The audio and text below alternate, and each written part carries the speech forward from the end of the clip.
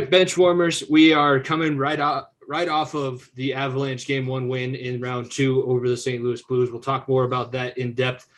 Plenty of playoff hockey, playoff basketball to talk about. We got some big surprises going on and some controversy. I figured we should bring up Pat Beverley's making a name for himself in the playoffs because he can't actually do that on the court, so he's got to do it from the media side of things.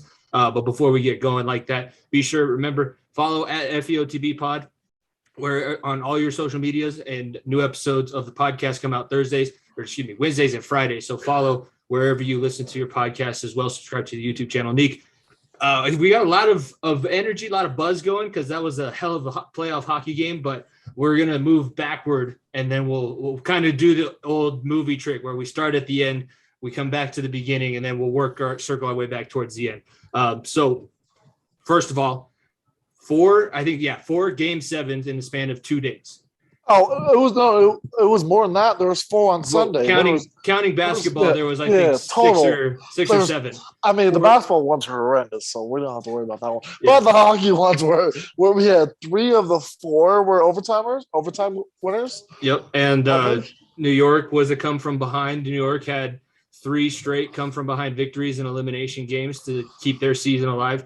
But I think we should do the hockey world a favor and start with the redheaded stepchild, still winless in a playoff series since 2004. Only time they've ever made it past that round so far in the last almost 20 years is a bad Mike Myers movie. But the Toronto Maple Leafs 0-8, actually 0-5 in game 7s with Marners and Matthews. And they have 5 straight years of losing in the first round of the playoffs. And let's be honest, this was the least worst out of the 5. Yeah. Let's be honest. They lost to Boston when they were underdogs, which wasn't bad 5 years ago. 4 years ago was Columbus. Those 2, they were not favored. That doesn't matter. Then you go 3 years ago, they lose to, I think, Boston again. In the bubble.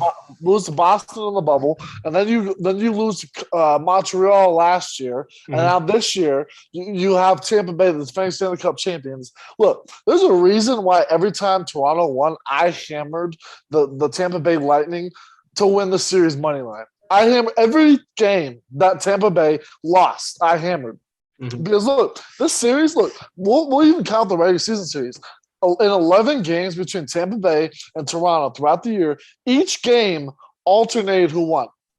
It started off with Toronto, Tampa Bay, and then you get to the playoffs. It alternated until one team had to win twice. And that was the one team that won twice ended up winning the series.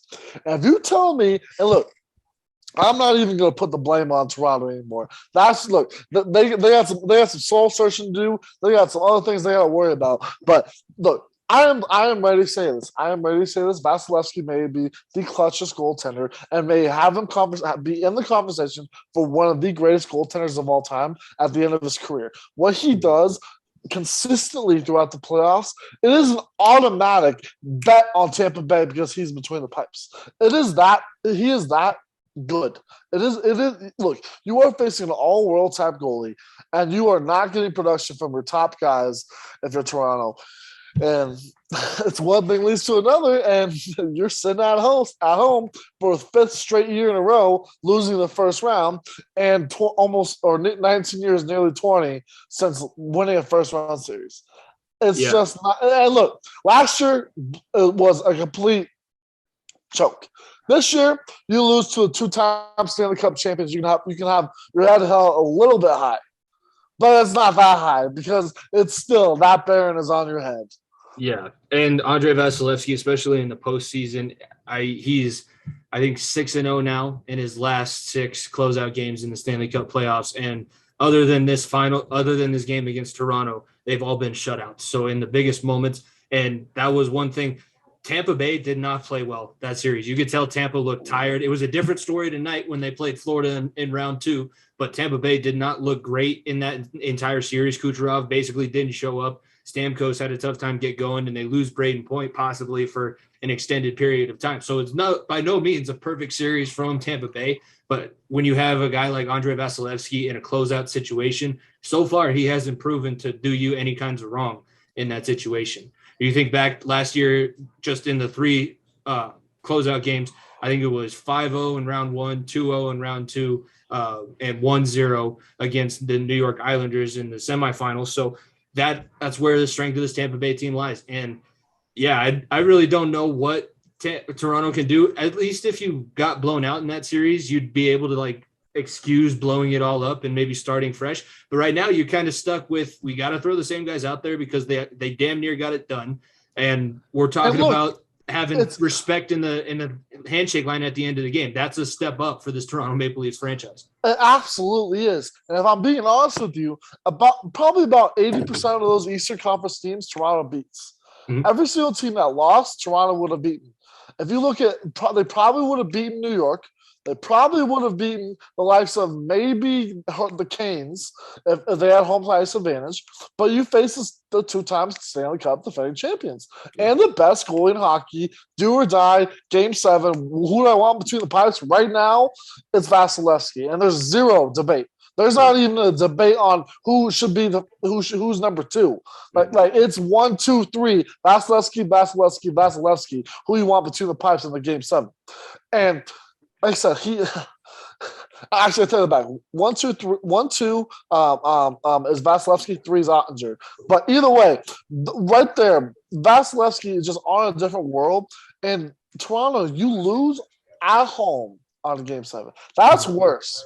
You have your own fans fighting the stands with one another. You're not even fighting Tampa Bay fans. You're swinging on your own fans.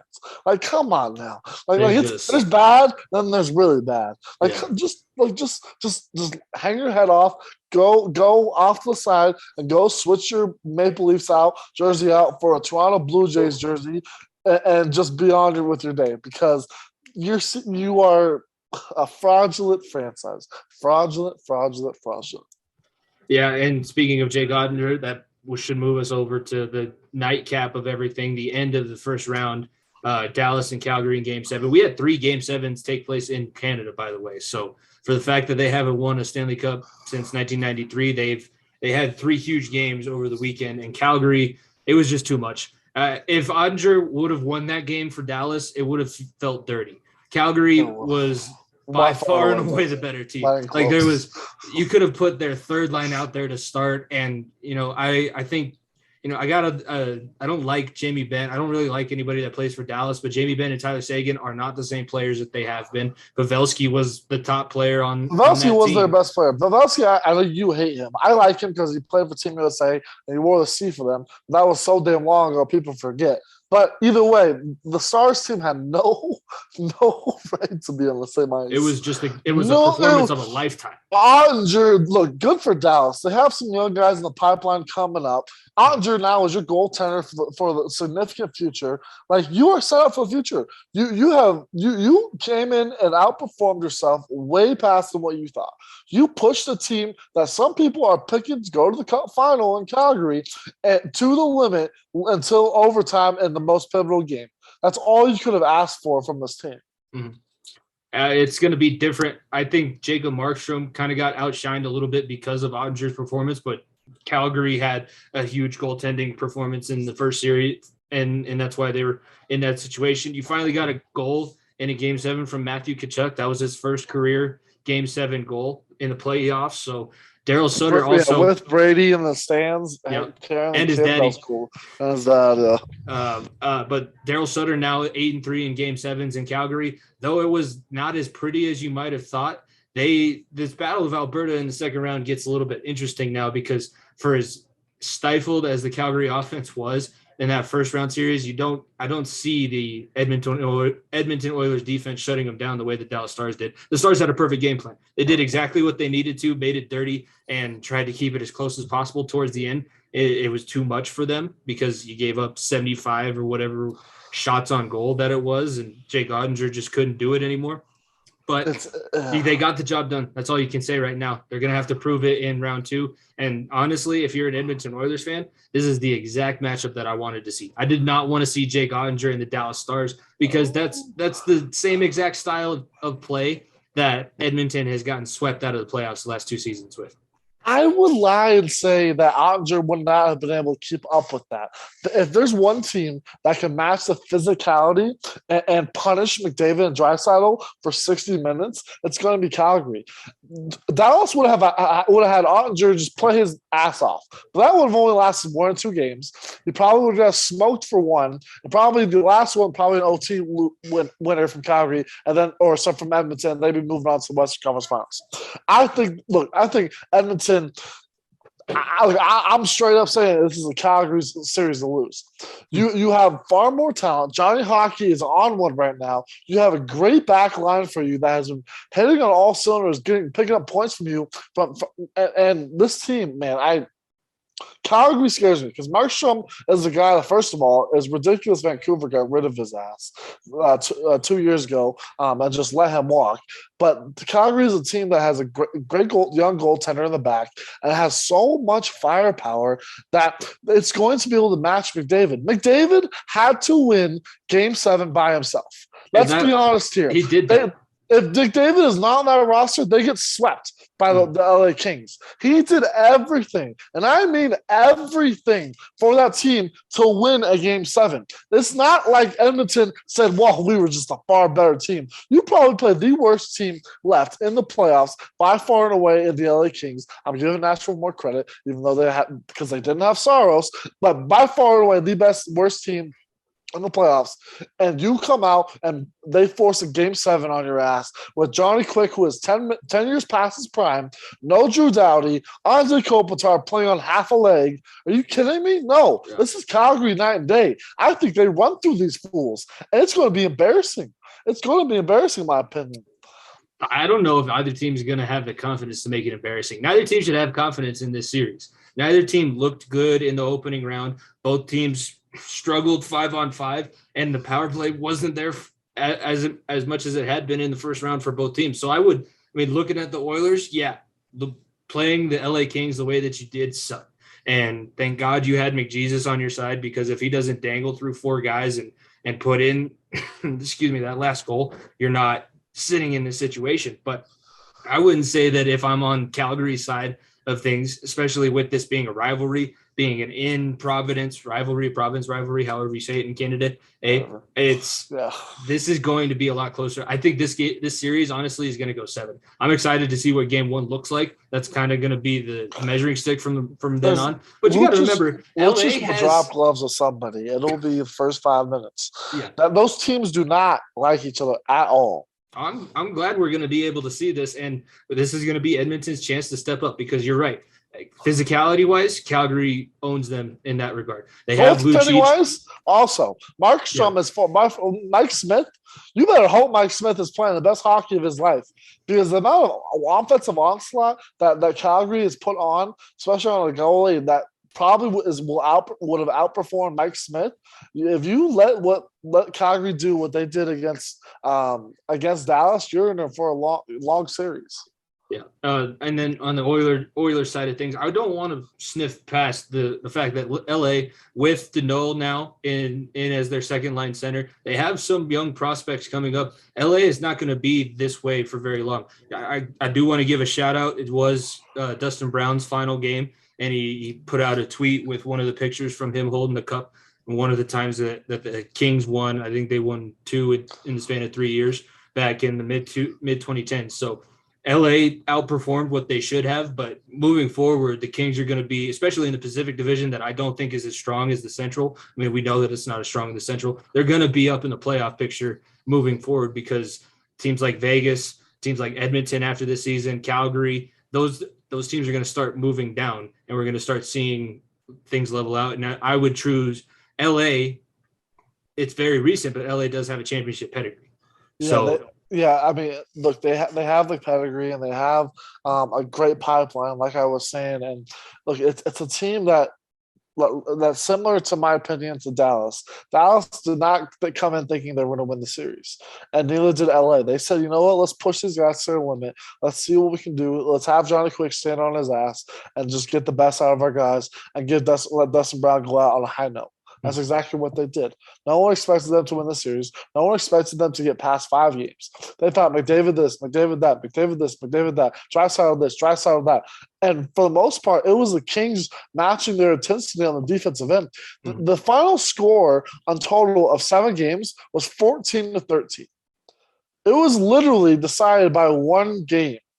Between it was that even throughout the whole series. So there's nothing but hats off to what the Kings did. And I really thought, I mean, this was textbook Oilers running into a hot goaltender and then having things go wrong at the exact wrong time. I thought we were about to see that again. But Connor McDavid, I was listening to Chicklets earlier this morning. I know I throw them out a lot, but that's where I get a bulk of my NHL news.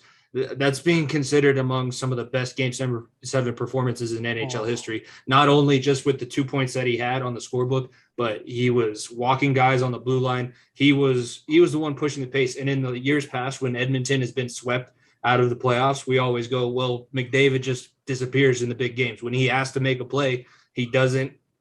He did that in Game 7, and now we get a battle of Alberta in the second round. I'll tell you right now, if he doesn't perform this series, those rumors will still keep coming up. Because like I said, everyone expected that against the Kings. You have a real test now in front of you. A team you saw about 40 times the last 3 years.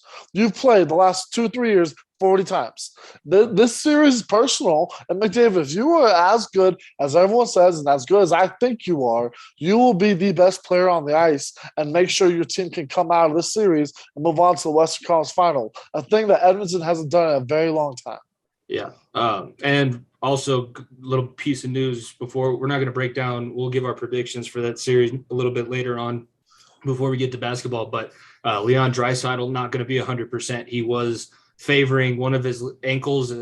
I think he was listed with a high ankle sprain towards the end of the first round series, and he's not going to be 100%. And that's bad news when you're going up against a team like Calgary, when you're relying on a 1-2 punch and then throwing in Evander Kane. Now it's going to be McDavid, Evander Kane, and Draisaitl is going to have to figure out where he's going to fit in if he is truly not at 100%.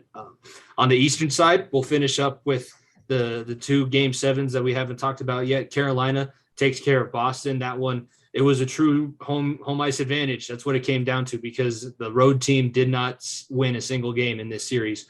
Carolina got it done. Hats off to Boston. It kind of seems like it's Patrice Bergeron's last game, possibly in his career, maybe last game as a Bruin. But I think he'll retire a Bruin. They were saying that he could possibly be right up there as one of the greats of what Boston has done. Boston greats. Marchand, I think, is already out the door. I think Marchand, early 30s. I think he's looking to go chase another cup somewhere. I don't know where it would be. I saw some rumors it'd be Montreal or maybe even Toronto, and him go back to Canada. So that would be interesting. But no, look, it's Boston that's at the point where you don't have a consistent goaltender back there. You either got to pick between Swayman or Olmark. It's time to go with the young gun and see what you got, and because your farm system has been horrendous, it's time to unload some of these contracts, and like the Taylor Halls, like the Marchands, like the possibly the back end guys. There's some contracts you got to try to dump off to contenders and get picks, because you like I said, your farm system isn't great, but it's time to tear down and then build back up again, because you've been stuck in this lingo for what has been 8 years now, maybe pretty much longer, since 2011. longer than that. Yeah, longer than that since they won a cup. So you've been in this lingo for so long, and maybe time to finally just tip your hat to the guys that have gotten you there, and then move on to the next group. It would be interesting if it is, in fact, Bergeron's last game, because then you're looking for a captain for the second time in 4 years as a Boston Bruins franchise. But really, this isn't the Boston Bruins that everybody's used to seeing. If you're a casual fan of the NHL and you watched a game in this series, unless it was one of the ones in Boston, you're thinking, wow, the Bruins are not physical at all. They try and play on the puck too much. And I think that's where they're going to try and retool things. So I agree. I think they're going to go back to the drawing board, and they really have to. But on the other side, Carolina didn't do a whole lot to instill confidence in me. Yeah, I think Boston played better than they probably should have. But if you're the Carolina Hurricanes that people were saying are gonna be neck and neck with Tampa Bay, Florida, and Colorado down the stretch here, you should have taken care of that series in 5 games. I'll give you 5 games, but after the way you dominated the season series and then games 1 and 2, to have that be the product that you put out on the ice, I don't think it's going to be this round because I think New York has just as many question marks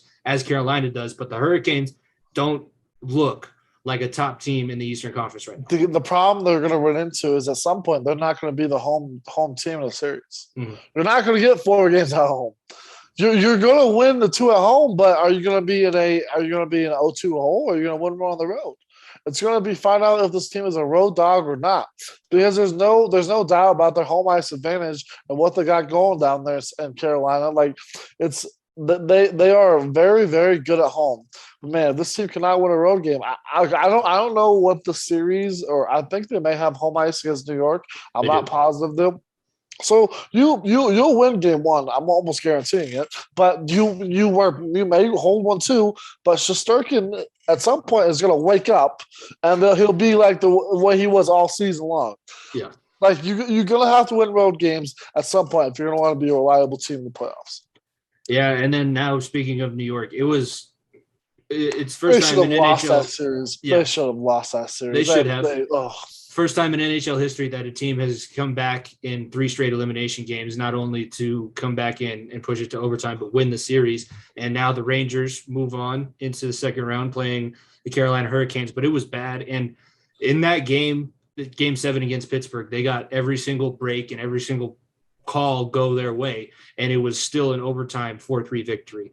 I think that Pittsburgh definitely outplayed New York. Pittsburgh played well enough to be in this situation, but I listened to Sidney Crosby talk after the game, and they had situations in game 5 that they would have been able to put this series out of reach. Game 6, they could have put this series out of reach, and they had the lead in game 7 and let New York come back. And whether it be on a high stick goal or Lafreniere pulling the helmet off and not understanding the rule of being able to put the helmet back on and continue in the play. There's a lot that went in New York's favor, but Shesterkin's performance, and then also you're playing against a team that is much better talent-wise, I think, or at least roster-wise, and they're healthier than Pittsburgh was. You're playing an emergency goaltender in Domingue, and you still were – he played 5 games, and you still went to 7 with these fools. Like, come on now.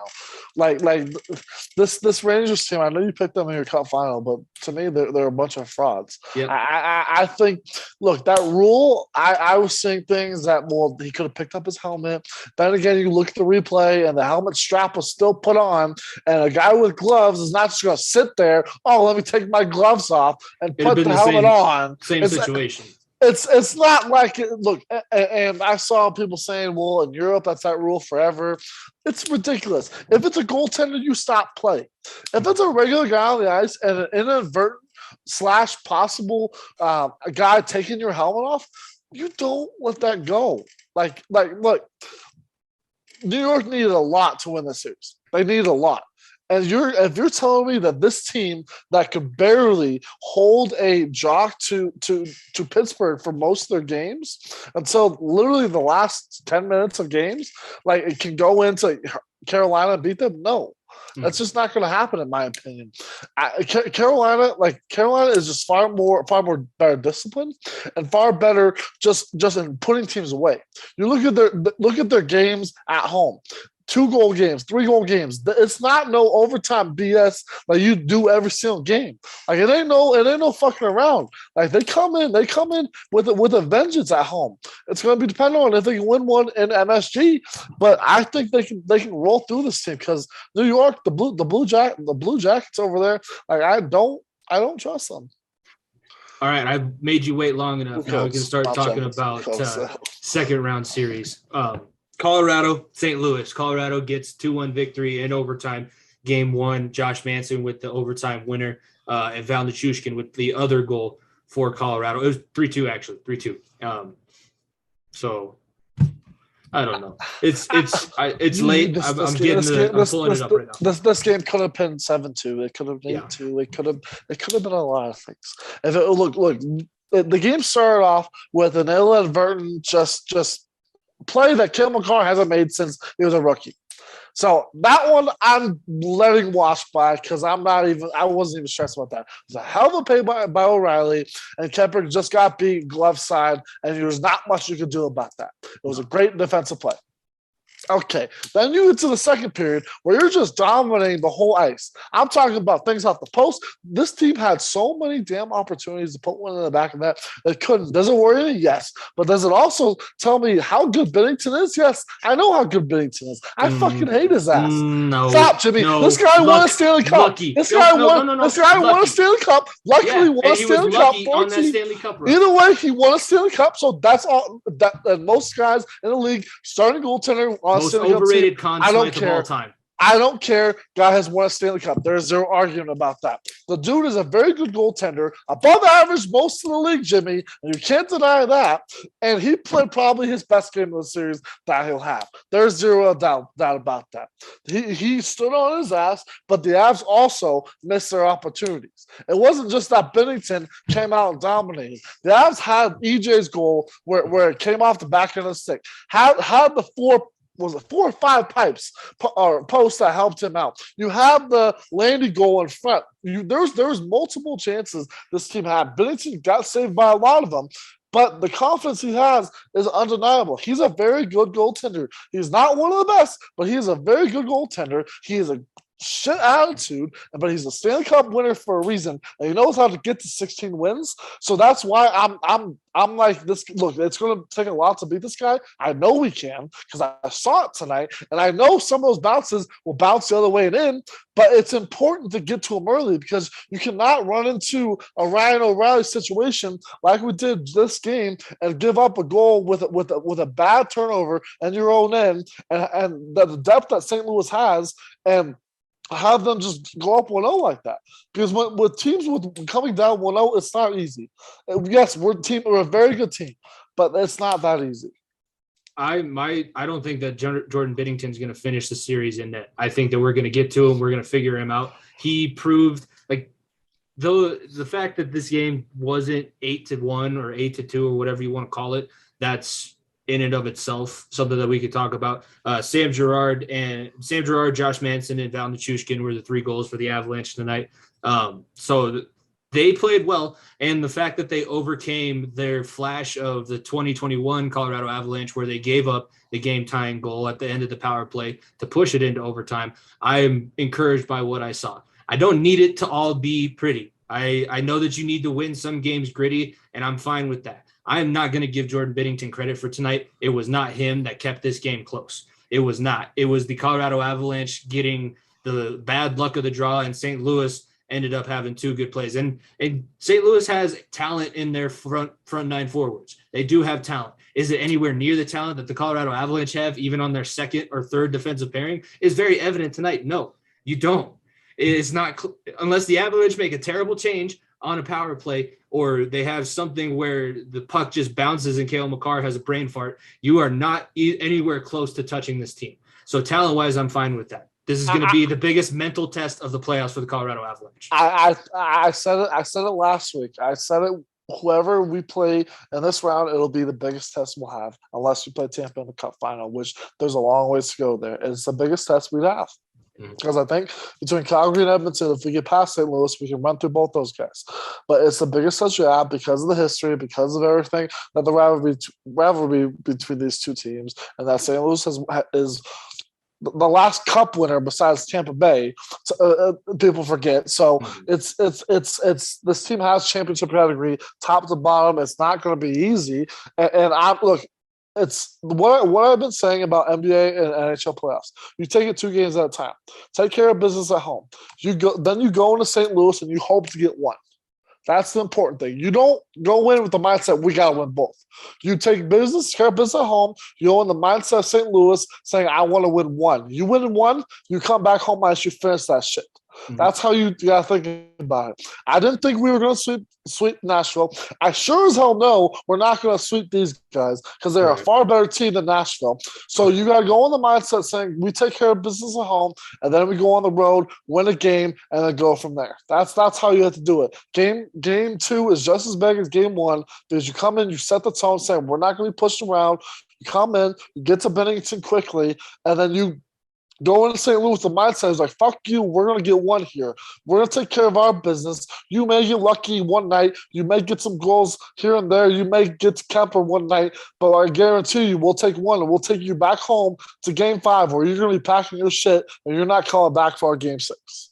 Yeah, we're starting to get a little bit more used to it now as Avalanche fans, but playoff hockey goes in waves, and not only just waves in series or waves throughout the entire 16 games that you have to win, waves within the game. And that was what happened tonight. In the first period, St. Louis had the wave of momentum. They took a 1-0 lead into intermission. The Avalanche took that back, and then they were able to in overtime, the Avalanche outshot the Blues 13-0.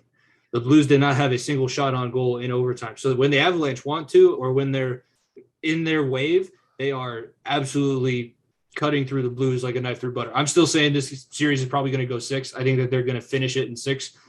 St. Louis has the leadership and the experience that they can push this Avalanche team, and I'm glad. I'm glad that the Avalanche are going to get pushed in this series because it's what you need. This team tested. You want this team tested. Absolutely. You don't. If we were on the opposite side of the bracket, I would feel much worse about this team moving forward. But the fact that we're going to have to overcome a team of this caliber, I'm all for it. And bring on the winner of the Battle of Alberta. I'm more than happy to take that war. If you can get out of this series in 5 or 6, and you have those two just kill each other for 7 games, you're looking very, very good.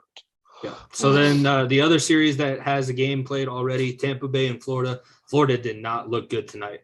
How the hell were people having plus 140 Tampa Bay money line to win the series? I jumped on that shit so damn quick. I parlayed Tampa Bay to win the first game and to win the series at plus 300 so quickly. If you really think, look, if Florida is going to win the series, they have to win back-to-back games against Vasilevsky. That's all you need to know. This series is over, right? Like think about it. Vasilevsky, a guy who who's 18-0 in his last game against losses, coming off of playoff losses. 18-0. You're telling me Florida, this Florida team who has great offensive power, but struggled against Washington, who could have been down 3-1 against Washington? No. Tampa Bay is a far and away better team. They got exposed tonight. Look, Tampa Bay coasted through Toronto. They did not play their best hockey at all in that first series. You saw game 1 tonight. I was watching the Heat game, I'll be honest, so I didn't really watch much of it, but I watched the highlights. But man, they just came out firing on all cylinders and said, we have the talent. You guys just have the Mickey Mouse Cup, as people should call it, the President's Cup, the Mickey Mouse Cup, as we should call it, the cup that doesn't mean anything. So it's Tampa Bay that has had the real one the last 2 years and showed it exactly why. Florida, you may push this to 7. I'll say it. You may get a couple games here and there because of your power, but you're not winning 2 off of Vasilevsky. That's not happening. People that think Florida this, Florida that, they have great offensive power between Huberdeau, Giroux, and Ekblad, and all those studs they have up front, and Big Joe, Jumbo Joe. Like, no. It's you're in the big leagues now. This ain't no Washington Capitals team that laid over after they could have been up on you in the series. Like this ain't no walk in the park. We're talking about a top 5 goaltender of all time when he's done with his career. Like this ain't no puppy park walk through. Like it's not easy for you. No, and looking here at the game stats tonight, I did watch the third period of this game. Over 3 on the power play for Florida. And I'm looking up the stat right now because it is atrocious of their power play in this postseason. I'm getting there, but it's honestly like the fact that they have the goaltending situation now, that's really the only reason that Florida was able to squeak past Washington when you think about it. I know Samsonov played out of his mind, but when you look at Sergei Bobrovsky versus Ilya Samsonov, there's a clear edge towards Bobrovsky. Well, now when you look in this series, to Andrei Vasilevsky or Sergei Bobrovsky. Yeah, and the difference between Samsonov and Bobrovsky is about here. Mm-hmm. The difference between Bobrovsky and Vasilevsky is about here. It's night and day. And look, people forget the last goaltender to win 2 straight against Vasilevsky is who, Jimmy? That would be It would be Bobrovsky back in Bobrovsky. Columbus. People forget, but it's not. This is not the same team. It is not the same team. It is not the same team. No, this I believe the power play for Florida has scored 4 goals total in the series, and they've had 18 tries. So they have not been able to take advantage of that at all. They're over until like game 5 or game 6, I think. Yeah, in that first round. It's a free momentum shift when Florida takes a penalty right now, because you're going to get a kill and you're going to get a chance to maybe even give up a shorthanded goal. But then Tampa Bay tonight took advantage of the power play. Kucherov scores, finally showed up in the Stanley Cup playoffs and had himself a night. But he made Ekba dance on that one goal. that was dirty. So filthy. The thing about Tampa Bay, and I heard the story last week, when they lose, they all take it so seriously. And the fact that these guys have 2 cups back to back and they still take every loss as personally as they do, this is why Tampa Bay is going to be John Cooper and that attitude that Tampa Bay has. And shout out Belmar, because Belmar did get his first game-winning goal of in a postseason game of his career. But when Tampa Bay's 3rd and 4th lines are going, I've said it the last 4 years, they are a scary team. And right now, with the momentum that they have coming off Game 7 in Toronto and what they just did to Florida in Game 1, they're going to start this conference final with all the momentum in the world. We're gonna see what the dividends of not having Point will be, how long that may be. That may give, like I said, Panthers 1 game here or there, because that second, third line from Point getting you, no pun intended, points on the second or third line is going to be a huge loss. But like I said, Point will come back eventually, and that's where it'll all be things. But this team does 4-1 to you on your home ice in Game 1 without some of their depth pieces. It's, like I said, you're done for. The series is already over. If Florida wins, I will be very, very, very mildly surprised. That's all I'll say. Anyone in particular you're looking for Florida to step up and possibly lead this team out of the hole? If Giroux is going to be the acquisition at the deadline, the guy that said, I wanted to come play for Florida, it's going to be him. If you're the guy that was stuck on a bad Flyers team for all those years, you were the all-star and the multi-time all-star and first team all whatever for so long, then it's going to have to be you. You finally got a good team with a decent goaltender and very good second or third guys. It's going to be Huberdeau and it's going to be Giroux, because those are the 2 guys that Huberdeau carried you all season, but Giroux is your big-time acquisition. If your big-time acquisition you gave all that farm out for does not come up big in the playoffs, then what are you really doing?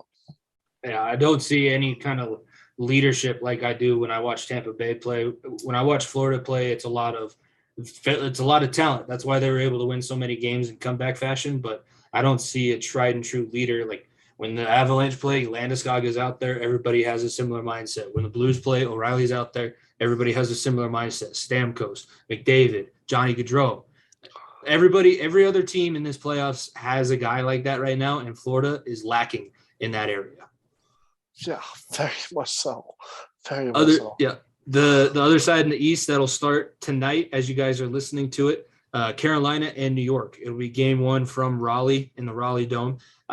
We both made a pretty solid case that Carolina is probably not going to lose a game at home. So I assume we're both thinking that the Hurricanes go up 1 game and New York is going to be scrambling to try and find an answer for Game 2. Starkin gets in his head, like I said last week, very, very quickly. And if he gets in his head against these guys, he's done. Mm-hmm. He's done for. Because Carolina, like I said, puts you away. Pittsburgh doesn't put you away. Carolina will put you away. Mm-hmm. And then the final series that we have to talk about, last prediction here, Calgary versus Edmonton. Who do you think wins Game 1, and then who do you think wins the series?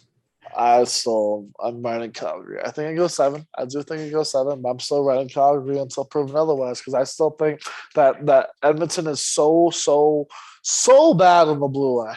Like it is laughable how bad of a goaltender Mike Smith is. Look, no offense, Mike Smith, he's in the NHL. Good for you, but you're not a playoff caliber goaltender back there to win you 2 playoff series, let alone 1. So I'm riding Calgary the hot hand. Even though they struggled against Dallas, I put that more on Ottinger and Dallas playing up to their standards. But I'm putting all my forces at Calgary, Colorado, obviously Western Conference Finals. It's hard to argue any of those points. And also Evander Kane and McDavid seem to have a little bit of tension at the end of that game 7 with 7 gesture, or game 6 with a 7 gesture that Kane threw up after his goal. Kane has been a boost to this team.